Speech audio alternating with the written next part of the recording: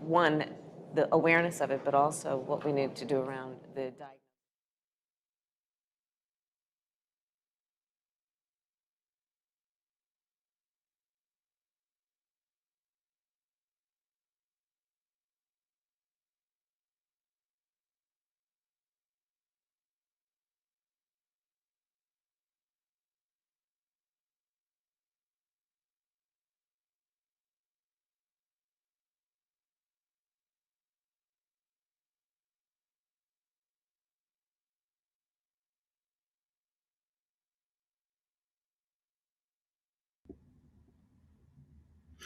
Welcome, everyone. I'm Ai-jen Poo, Executive Director of the National Domestic Workers Alliance and Caring Across Generations. It is my honor to be a part of today's important town hall meeting about an issue that touches all of our lives, caregiving. Whether it's childcare or paid family and medical leave or home and community-based care for our elders or supports for people with disabilities, millions of us have struggled with these needs that are fundamental to our families, to our ability to work, and to the health of our economy. The Biden-Harris administration's Build Back Better agenda understands the urgency of these needs. And that's what we're going to talk about today. We're bringing together family caregivers, care workers, moms in the sandwich generation, and leaders in government to talk about the need for investing in our families so that we can all thrive. We've got a fantastic audience today from around the country, and we'll be hearing personal care stories from 4 people from different states and different backgrounds, but all living a common reality as caregivers. They will be asking crucial questions that so many of us want answered about what the government can do to help us care for the people we love. And now, it is my great pleasure and honor to introduce 2 powerful leaders joining us from the White House to address those questions. Vice President of the United States, Kamala Harris, and United States Senator from my home state of Illinois, Tammy Duckworth. Thank you both so much for joining us today. And now I turn it over to you, Madam Vice President.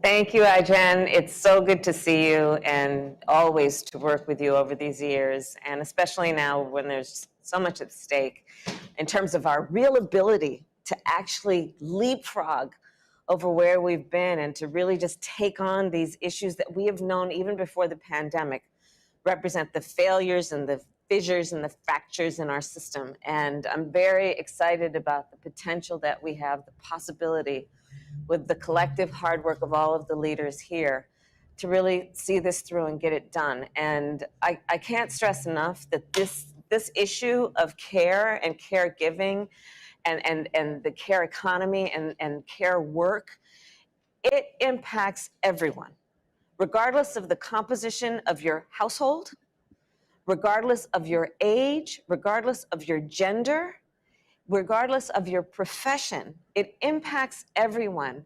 And so let's be clear, everyone, whoever you are, should care about this issue and should understand how it impacts our entire society and our country, not to mention our world. So thank you, Senator Tammy Duckworth. Thank you for your longstanding leadership and for being a champion in the United States Congress for caregivers and the work that you continue to do to be a great fighter. Well, it is wonderful to see everyone. I see on the screen over there. And gathered here are the incredible leaders who care for your parents, for your siblings, for your children, people who provide care for other people's families.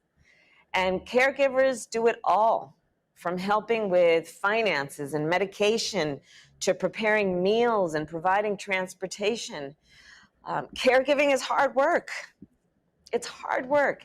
It is work that requires emotional strength and can be emotionally taxing. It requires physical strength and it's physically demanding. And it requires a certain spirit of giving.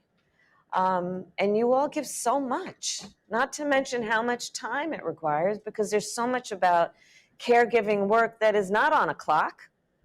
You don't punch in and punch out. It really is a function of the needs of the people you are caring for. And, you know, folks have to understand that when we talk about then the issue of how we pay people their value and understand the nature of the work and the value of their work. And, you know, as a bottom line, I'll just say this. In our nation today, it is essential work. And our nation runs on care. And therefore, our nation must invest in care. For working people and working women in particular, care is a prerequisite to be able to get to work. It's a prerequisite. It's not a given, sadly, but it is absolutely necessary. Yet we know that care is too often too expensive and too difficult to find, which is why we talk about affordability and accessibility. Take childcare, for instance. The average family in America has to spend 13% of their income on childcare, 13%. And that is assuming they can even find high-quality childcare in their area. Childcare can cost more than healthcare. It can cost more than housing. And in many states, it costs more than in-state college tuition. So these are some of the issues. These are some of the problems. What's the solution?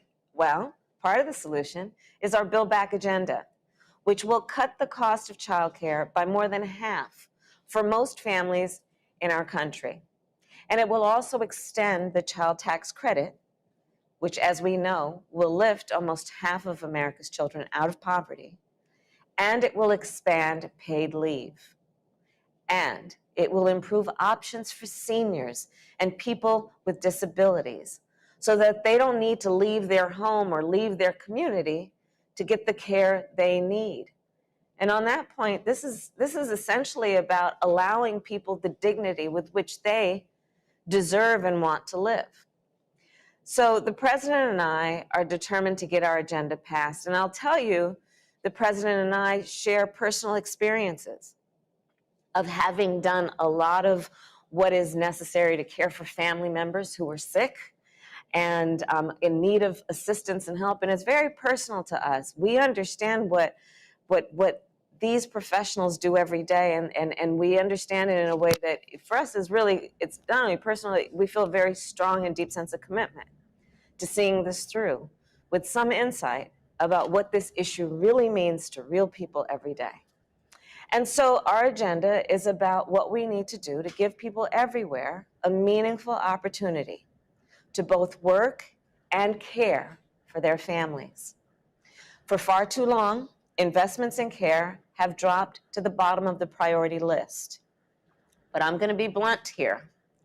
That is because most people who rely on care are women, and most people who supply care are also women. So it is time to make care a top priority. It is time to honor the value of care for children, for seniors, and for people with disabilities. It is time to make corporations pay their fair share and pass our agenda, because care cannot wait. So as I said, this is personal for me on every level, both on how I benefited from it and what I know is required to give it. Every weekday, for example, when I was growing up, and on many weekends, my mother went to work long hours in the lab. You see, my mother was a breast cancer researcher, and she had two goals in her life: to raise her two daughters and end breast cancer. And so she worked long days, she worked weekends, and when she did, my sister and I would walk 2 doors down to the home of Mrs. Regina Shelton. Mrs. Shelton ran a child care center, and she became a second mother to us. And for my mother, I remember this so well, when something good happened at her lab and in her work, my mother would bring flowers home to Mrs. Shelton, because she understood that but for Miss Shelton, she would not have been able to do the work that she did. She would not have been able to fulfill the ambitions she had for herself and for her daughters. Everyone deserves that kind of support, and everyone deserves the kind of respect that I, to this day, and my mother had for Mrs. Shelton. That is the work ahead. So thank you again for being here, and I look forward to our conversation. And now I will turn it over to Senator Tammy Duckworth. Thank you. Thank you, Madam Vice President. It's an honor to be here. Hello, everyone. It's also great to see Aijen Poo. Hello, good to see you as well. We're here to discuss the importance of historic childcare, home health care, and family leave investments in President Biden's Build Back Better agenda. Medicaid, home, and community-based services are essential to assisting older Americans and people with disabilities, and ensuring that this program has sufficient resources is as important as it's ever been in our nation's history. Our nation is deep in a caregiving crisis for both patients and for care workers. Seniors and people with disabilities who have already been disproportionately impacted by the deadly pandemic should not be forced to abandon their home services for group settings where there are far higher risks of illness and death. While group settings may be appropriate for some people, not everybody should be forced into a group setting because there is no other choice. We must do our best to protect the dignity, health, and financial stability of all Americans. And beyond this, we must remember the other caregiving crisis, the lack of paid leave for our working families. Without guaranteed leave, we've seen so many parents, especially women and parents of color, forced to make impossible choices between caring for their loved ones and earning a paycheck. As a mom who works outside of the home, I know how difficult it can be to balance everything, making sure that I make it through our weekday morning routines, hustling to get my 6- and 3-year-old on the school bus on time, and all the while trying to pack their lunch while they argue about what they want for lunch or not want for lunch, and tending to and making sure that I get myself ready to go to work as well, to head to the Capitol to vote and introduce a new piece of legislation for America. And then there were the mornings earlier in the pandemic when I spent part of every day homeschooling Abigail, my 6-year-old, poring over worksheets and trying to come up with science experiments and helping her. She was struggling with learning to read and write, doing everything I could to make sure that she wouldn't fall behind.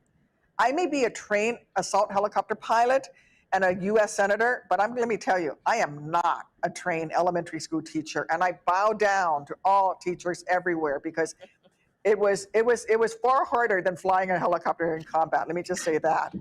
But listen, through every moment of every stressful morning, I know that I'm one of the lucky ones. I have help. I have a husband. My mom moved in during the pandemic, so she was there to help take care of our children. She was always happy to lend a helping hand. And I have the ability to take paid leave if an emergency arises. But for far too many parents, that is not a possibility. Even before the pandemic, nearly 80% of private sector workers did not have access to paid family leave through their jobs to care for a new child or for a loved one who falls ill. And just 8% of workers, imagine that, in the mightiest country on the face of the earth, just 8% of our workers in the bottom 25% of the wage scale had access to paid family leave in 2020. Just 8%. New research shows that taking action on policies that help families address their care needs could add $2.4 trillion, that's with a T, trillion dollars to the United States gross domestic product by 2030. It grows our economy to make this investments. So it's clear that paid leave is not only good for the working family, it's good for our nation. And that's why it's critical that we work to pass the Biden Build Back Better agenda and make these historic movements in the care economy. And with that, I'm turning it back over, I believe, to Aijen. Thank you so much, Senator Duckworth. Our first question today is from Tori Snyder, a small business owner and single mother in Pittsburgh. Tori. Good morning, Madam Vice President and Senator Duckworth. I'm Tori Snyder and the founder of Self-Care Senorita and an advocate for Mom Rising. I'm based in Pittsburgh as a single mom with a toddler on the autism spectrum and a grandmother I help care for due to the after effects of COVID-19. I think I'm the definition of a sandwich generation. It has been hard for me because during the pandemic, my son's childcare program closed. And while it's open now, it's a huge cost for me as it's about 30% of my take-home pay. This is a huge struggle as I try to care for my family and keep my small business afloat. I'm using a temporary expanded child tax credit to help pay my family's bills. I'm curious, is the expanded child tax credit going to continue after the end of the year? And are lawmakers finally going to make childcare affordable for families like mine? Tori, first of all, thank you for being a part of this and for your voice and the courage of your voice to tell your story, because your story represents the life of so many people in our country. And I will say this, the child tax credit, we feel very strongly that it should endure, that it should continue. We know that it works. We know, and this is probably one of the things, I'll speak for myself, that I'm most proud of that our administration has been able to accomplish, which is the thought that we will lift almost half of America's children out of poverty. The generational impact of that is profound. And so we have to continue it because we know it makes sense, right? Which is just give parents that extra bit that allows you to take care of essential needs for your family. And that includes food, it includes rent, it includes the cost of childcare. So under the American Rescue Plan, we got it so that it's $3,000 for a child over 6 and $3,600 for children under the age of 6. And it is the first time that the money will go to families on a monthly basis. That is one of the important things about what we were able to accomplish. And basically, because the bottom line is obvious, your bills are on a monthly basis. You can't wait till the end of the year to pay the rent. And so that's part of the design of what we've done with the child tax credit. And the bottom line is that the current state of affairs is it's too expensive and too hard to find childcare, and we need to make it easier. And so there's a supply and demand issue at play here as well, which is the more that we can actually give parents resources to pay for childcare. It is our intention also, in working with iGen and so many other leaders, to also demand that our childcare providers are paid more. But it shouldn't be more expensive for the parent to pay childcare workers their value. And so that, in essence, is what we are fighting for. Let's make it less expensive. Let's make it more accessible for working parents. And let's pay people their value based on the work that they provide for a community and society. So it is our intention to keep fighting for it, also to lower the expense of childcare so that no family, middle or low income, pays more than 7% of their income in childcare. Well, I could not agree with Vice President Harris more. As a mom to 2 young girls, they're 3 and 6, I know how important childcare is. It's not a luxury. It's a necessity for all working parents, and making sure that every parent has access to quality, affordable childcare is not only good for the kids, it's good for our nation's economy because it keeps women and men in their jobs. And I'm hopeful that we're going to be able to get it done in the Senate.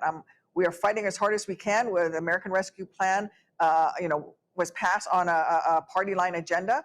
And if we have to do this with just Democrats voting for it, as we did with the American Rescue Plan that brought you the child tax credit, then that's the way we're going to go. But we're not going to stop fighting. We hope that others join us, but if they don't, we're going to fight to make sure that we get this passed. It's that critical. The child tax credit goes directly into the pockets of families for diapers and formula and school supplies and food. We must extend these critical tax credits as we work to build back better and to really implement the Biden-Harris agenda. So know that we in the Senate, especially Senate Democrats, are fighting as hard as we can. And if we have to pass it along party lines, then we will. But we're not going to give up on our families.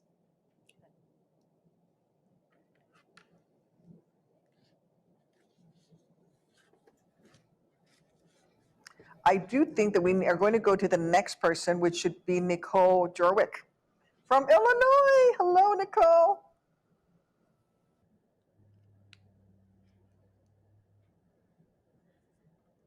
Nicole, unmute yourself or wave. Let's see you. Where are you? Where's Nicole?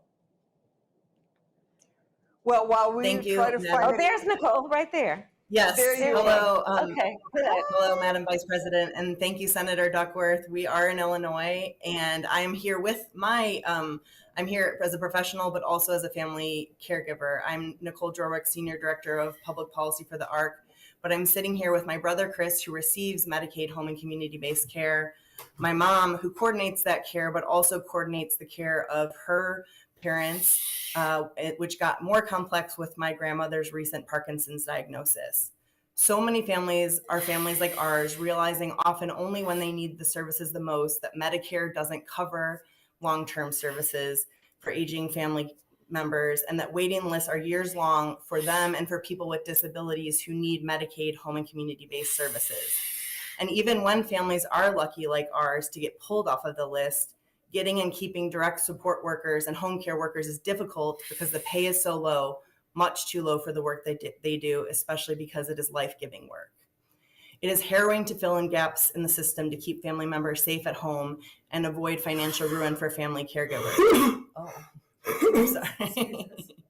The polling continues to be strong for the investments in home and community-based care for our seniors like my grandma, people with disabilities like Chris here, for family caregivers like my mom, and for the paid workforce. In Chris's words, these services matter because it is a lifeline to people like me. We must make sure it is available to anybody who needs it, and we must support the workers who do the work. Our family is thrilled with President Biden's plan to include these investments for access to home and community-based care and for better pay for the workers in the Build Back Better agenda. My question is, what can people, members of the disability community like Chris and our family, expect to see from the administration through the Build Back Better agenda in this space? Thank you so much. Thank you, Nicole. Thank you, Chris. Thank you, Mom, for being here today. I'm going to take first shot at this and then hand it over to the Vice President. There is so much that we can do, Nicole. There's so much we can do to better support people with disabilities. And I know this remains a top priority for the Biden-Harris administration. One way that we can do this is what you've already talked about, and something that I've been pushing for very hard is investing in home and community-based services, HCBS. Strengthening HCBS is a pillar of the president's Build Back Better agenda, and that's why I was proud to help secure $12 billion in funding for HCBS in the American Rescue Plan, which Democrats passed. And that's why I also led an effort in support for fulfilling President Biden and Vice President Harris's request of $400 billion to expand and improve Medicaid HCBS funding in this budget package. We have an opportunity now to invest in HCBS through the Build Back Better budget, and I'll continue working with my colleagues to get it done. Madam Vice President? That's great. So everybody probably knows, but HCBS is the Medicaid Home and Community-Based Services Program. And at the heart of it, the point is, and this is why Build Back Better is going to put more resources into that, is that we should allow people with disabilities to fully participate in society. Yes. That should be the goal, our collective goal. And then the question becomes, well, how do you reach that goal? Well, part of it is families need support, and literally financial support to do things like home upgrades, right? To have personal aides so that folks can receive the support they need. And it ranges, on the scale of support and care, right? Sometimes it's a little bit of one, sometimes it's more of the other. But families need help doing that. And it should be our collective interest in supporting that approach, because it's just simply the right thing to do. And so again, I want to thank you all for your courage to tell your story. It's great to see all three of you. I know you are a multi-generational family, and there's so much that is great about that. It is wonderful to have, but it does require a lot of work, especially for the generation that's in the middle of those multi-generations. And so we appreciate all that you all are doing, and thank you. And we're going to keep fighting for you. We got to build back better. Thank you. Thank you, Vice President. Thank you. That's right. We got to build back better. And I don't know about all of you, but I'm feeling energized and inspired. Next up, we're going to hear from Nilila Calda, who is a home care worker in Scottsdale, Arizona, and owns her own home care agency. Welcome, Nilila. Hi, good morning. My name is Nelia Calda and I am from Scottsdale, Arizona. I am a home care worker and I have been working in this industry for over 25 years. It's an honor to be here and I hope that my story will inspire Congress to take bold action to make the investment in care that we need. My family started a home care agency, and because I love home care work, I took over my family's business. Caring for others is how I want to spend my days. I personally take care of 4 clients, and it feels good knowing that I am making a difference in their lives by giving them the gift of care so that they can live independently at home. But being a home care worker is not an easy job. We're essential workers who provide care to all Americans. We don't have quality pay, protections, or the respect we deserve. In Arizona, where I live, like every state, there's growing demand of home care because more people want to age at home. Yet we have a crisis, the poor quality of this with low wages, lack of training and benefits. There aren't enough to meet demand. Vice President and Senator, we know that you're both champions for good union home care jobs with living wages and expanded access to care for families and communities in need of services. My question is, how will you make sure that home care jobs receive strong support and investment from the federal government? Thank you. Nalia, well, first, let me just give you a little background on my perspective. One, I spent a day with a home healthcare worker, a member of SEIU by the name of Wendy Coe, years ago. Spent the whole day with her.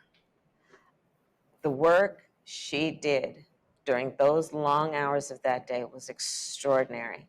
Taking care of an elderly woman who required everything that everyone requires. So Wendy was responsible for, and did it in a loving way, for food preparation, for helping the person she was caring for to actually get to the table where she would need to eat, changing her clothes, cleaning the bed from time to time, assisting the elderly lady with going to the bathroom, taking her on walks to uplift her spirit and talking about the beauty of the day. And let's look and see this and that. It was extraordinary work. And then sometimes not knowing when the elderly woman would have fits where she needed support, she needed some emergency or, unscheduled kind of assistance around her health care. Wendy Coe did all this work in the course of one day. And I mention that to also highlight a point that you made about the training that is required to do this work. We'd all like to think we can do it. I took care of my mother when she, as it turned out, was dying from cancer. And I was fortunate enough to be in a job at the time where I could leave whenever I wanted. But that's a rare situation that any working person can do that. But I do know from personal experience, again, you're not on a schedule in terms of the workday. It's whatever the person you're caring for needs. And the skills that you have to do the work you do as a professional are extraordinary. And that is a function of training. And it is also a special gift that you give another human being who is often, in the case of professionals who do this work, you're caring for people that are total strangers to you and you treat them like family. So we feel very strongly that we should be doing a much better job. The average salary for a home healthcare worker is $11.50 an hour. For anybody, I'll just help you with the math. Anybody who's listening, that is $16,000 a year. For some of the most noble work that any one human being could do on behalf of another person. So part of the community-based services program under Medicaid that we are also fighting for in Build Back Better would increase money to states to increase wages for our nation's home health care workers, again, understanding the training, the skill, and the devotion with which you do your job. Thank you. Thank you. Wow, Madam Vice President, you could not have said that any better. I agree. We need to invest in home care. In fact, earlier this year, I helped Senator Casey introduce the Better Care, Better Jobs Act to carry forward the Biden-Harris bold vision to expand access to quality care, better pay, and better benefits for workers and create jobs for our economy. We have to do better to make sure that Americans with disabilities and older Americans have quality long-term care and that home care workers are paid fair wages and receive fair benefits. That's the bottom line. That's what we're working for right now. And people deserve to age in their own homes, live in the situation that they want to live in. And when they receive care, they can have lives of dignity. And some of them become more productive. Some of them then actually are able to hold down a job, whereas they wouldn't have been before. So this makes sense. This is why we need to pass the Build Back Better Biden-Harris agenda. Thank you.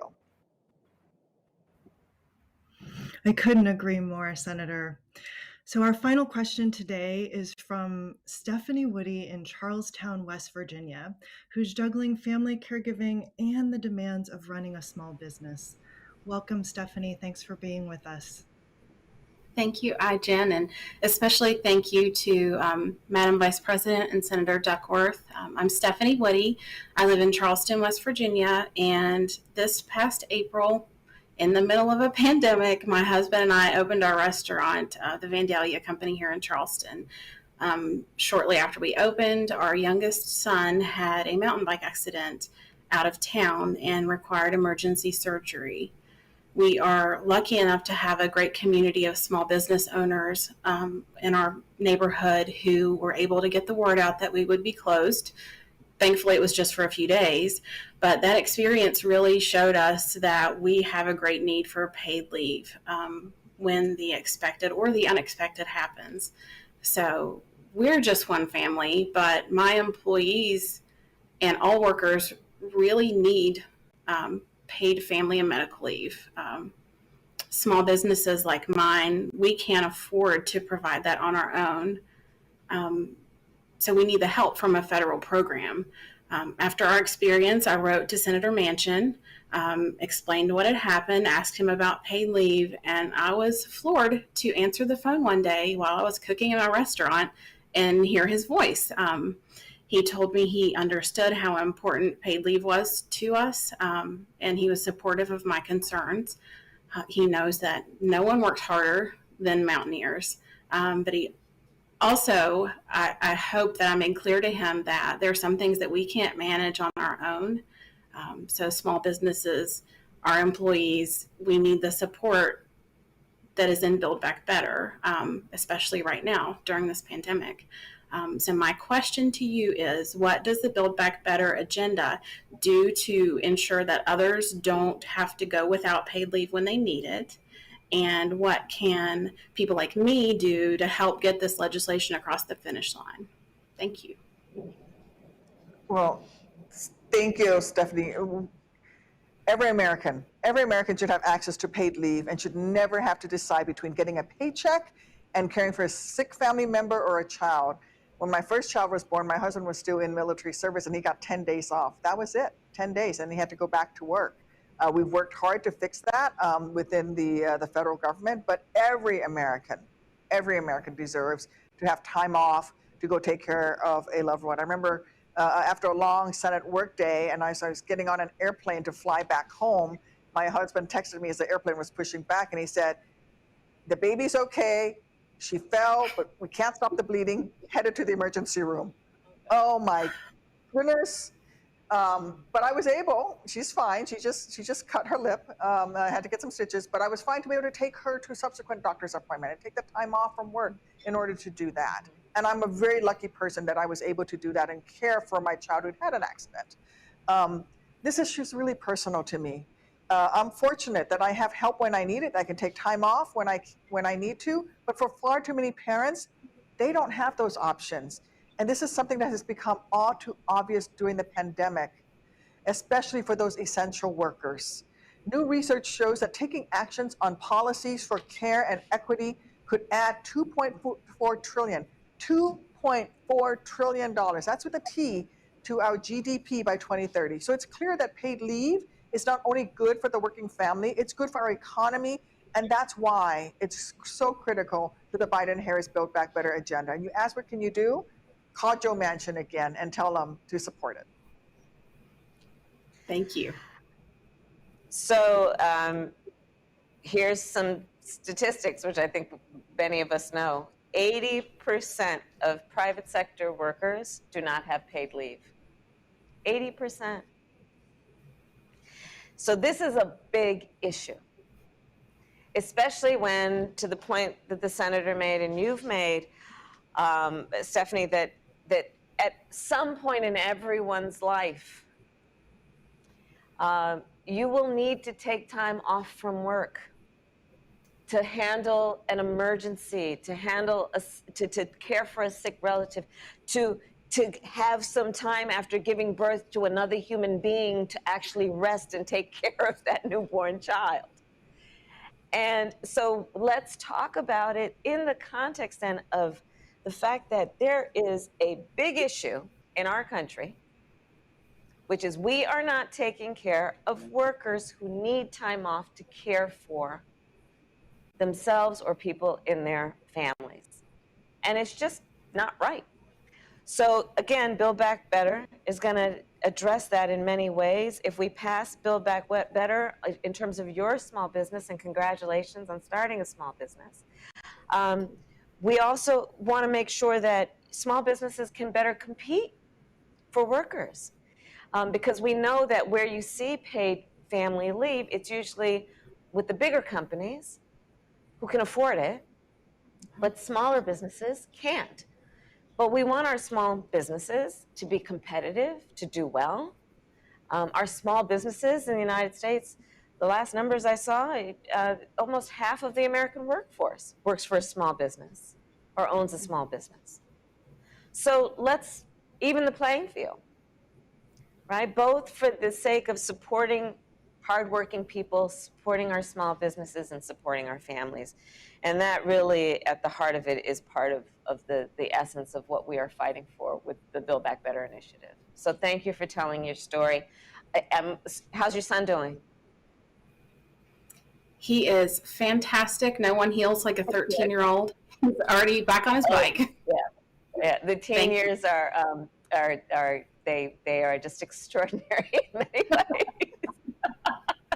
You haven't gotten there yet, Tammy, but I'm just telling you. Be prepared. Thank you for sharing your story. Right, exactly. Thank you so much. Thank you.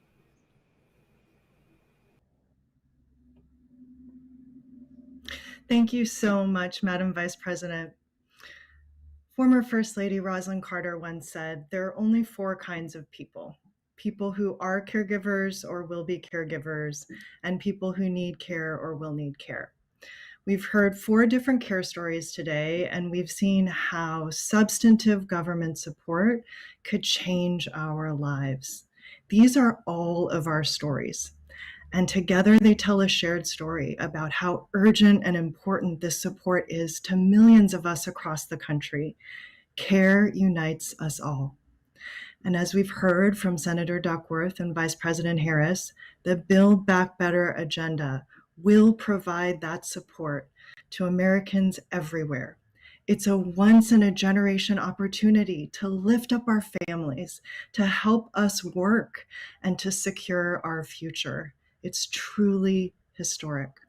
So thank you so much to our engaged audience for joining us today. And thank you to Joan, to Tori, to Stephanie and Nicole and your whole family for sharing your experiences as care workers and as family caregivers and people who need this assistance. And thank you to all the caregivers out there watching for all that you do. I hope today was a reminder that you are not alone. And finally, thank you to Senator Duckworth and Vice President Harris for your leadership, for taking the time to hear these stories and share your own, for championing real solutions, finally, and for helping us understand how the Build Back Better agenda can address some of the most pressing issues we face every single day. Each of us has a role to play in making sure that we have the care infrastructure we need to thrive. Call your senators. Call them today. Tell them you support Build Back Better with investments in childcare, paid leave, and home care. Together, let's make sure all Americans get the support we need, because care can't wait.